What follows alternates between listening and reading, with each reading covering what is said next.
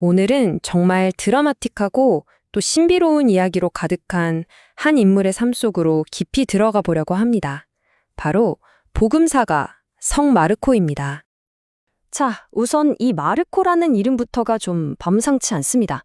전승에 따르면요, 이 이름에는 명령에 의한 숭고함, 확실한, 그리고 이단을 내리치는 무거운 망치 같은 여러 의미가 담겨 있다고 해요.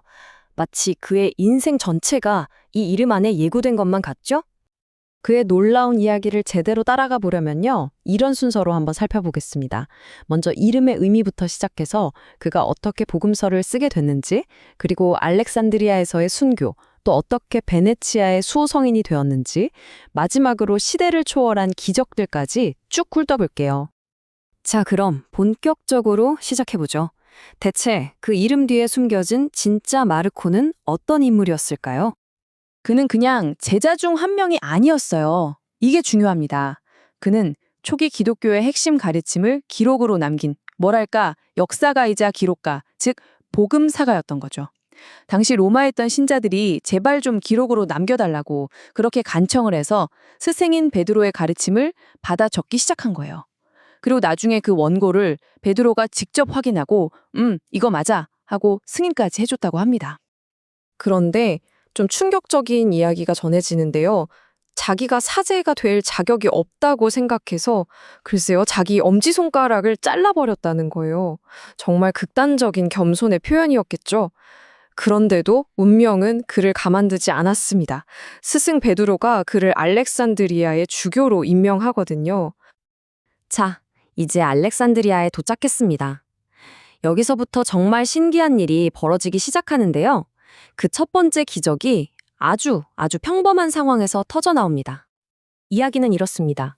마르코가 신발이 닳아서 고치려고 구도 수선공을 찾아갔어요. 그런데 이 수선공이 말이죠, 일하다가 실수로 송곳에 자기 손을 푹 찔러버린 겁니다.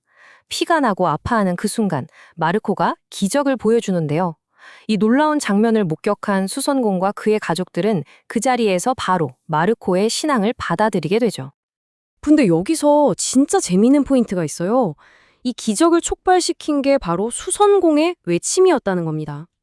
수선공이 너무 아파서 하느님은 한 분이시다 라고 외쳤는데, 바로 그 말을 듣고 마르코가 땅의 흙에 자신의 침을 섞어서 상처에 발라줬더니 순식간에 나아버린 거죠.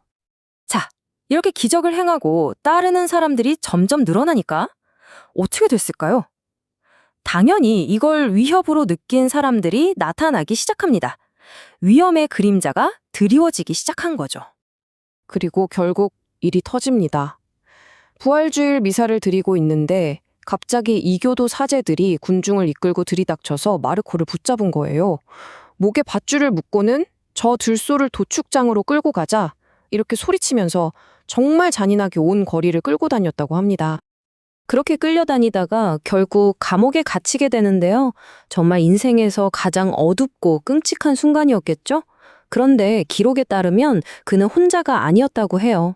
천사가 나타나고 심지어는 예수의 환영까지 보면서 위로를 받았다고 합니다.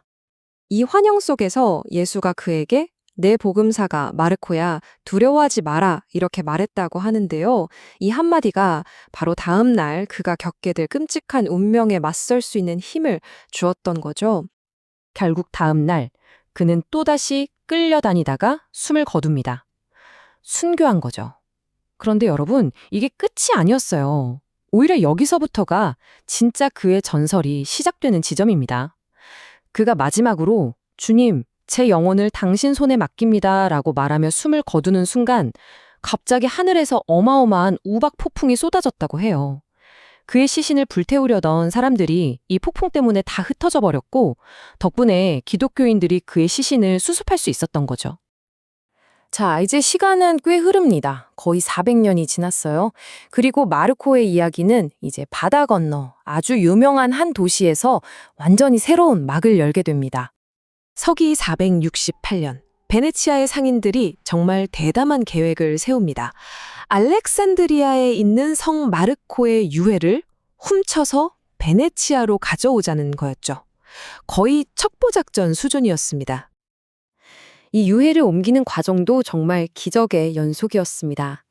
무덤을 열었더니 갑자기 달콤하고 강렬한 향기가 온 도시에 퍼져나갔다고 하고요.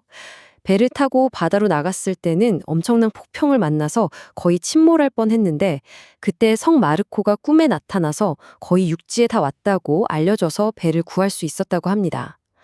심지어 들르는 항구마다 사람들이 어떻게 알았는지 저 배에 성인의 유해가 있다고 수군거렸다고 하니 정말 신기한 일이죠. 자, 이렇게 우여곡절 끝에 베네치아에 도착한 성 마르코의 유해. 이때부터 그의 기적 이야기는 정말 레전드가 됩니다. 그리고 그는 명실상부 베네치아를 지키는 가장 강력한 수호성인으로 자리 잡게 되죠. 그의 보호를 상징하는 아주 유명한 이야기가 하나 있어요. 어떤 주인이 자기 하인이 성 마르코의 무덤에 다녀왔다는 이유로 화가 나서 끔찍한 고문을 명령합니다. 눈을 뽑고 다리를 부러뜨리고 이빨을 부수라고요. 그런데 이게 웬일입니까? 눈을 찌르려던 쇠꼬챙이는 산산조각 나고 다리를 내리치던 쇠망치는 납처럼 녹아내리고 이빨을 부수려던 망치는 그냥 뭉툭해져 버렸다는 거예요. 정말 믿기 힘든 이야기죠? 치유에 관한 기적도 있습니다. 암에 걸린 한 젊은이가 있었는데 너무 절박해서 성 마르코의 무덤에 가서 기도를 했어요. 그날 밤 꿈에 순례자 차림의 성 마르코가 나타나서 아픈 부위를 만져주었다고 합니다. 그리고는 나는 지금 바다에서 조난당한 배를 구하러 가야 한다면서 급히 사라졌는데 꿈에서 깨보니 병이 완전히 나아 있었다는 거죠. 아마 기적 이야기의 하이라이트는 이 죄수의 해방 이야기가 아닐까 싶네요. 만토바라는 곳에 한 남자가 억울하게 감옥에 gat혀서 절망에 빠져 있었어요. 그래서 금식까지 하면서 성 마르코에게 정말 간절하게 기도를 합니다. 그랬더니 꿈에 성 마르코가 3번이나 나타나서 일어나서 감옥을 떠나라 라고 명령하는 거예요. 처음엔 믿지 못하다가 마침내 남자가 용기를 내서 일어나 보니 발에 채워져 있던 족쇄는 사라져 있고 감옥 문은 활짝 열려 있었던 거죠. 더 놀라운 건 대낮에 모든 간수들 앞을 지나서 감옥을 걸어 나왔는데 아무도 그를 보지 못했다는 겁니다. 마치 투명인간처럼요. 자, 이렇게 복음서가로 시작해서 순교자가 되고 마침내 베네치아라는 도시 전체의 수호 성인이 되기까지 성 마르코의 이야기는 그야말로 신의 보호와 기적적인 개입의 상징 그 자체가 되었습니다. 그의 삶은 한 사람의 이야기가 어떻게 수백 년 동안 하나의 공동체에 영감을 주고 또 그들을 지켜주는 힘이 될 수 있는지를 보여주는 정말 강력한 사례라고 할 수 있겠죠. 결국 이 모든 이야기는 우리에게 이런 질문을 남깁니다. 대체 어떻게 한 사람의 인생 이야기가 수세기 동안 도시 전체와 그 시민들을 지키는 거대한 상징이 될 수 있었을까요? 이 아주 오래된 이야기들 속에 과연 어떤 힘이 있길래 한 도시의 역사와 정체성을 만들어내는데 이렇게까지 강력하고 지속적인 영향을 미칠 수 있는 걸까요? 생각해 볼 만한 문제인 것 같습니다.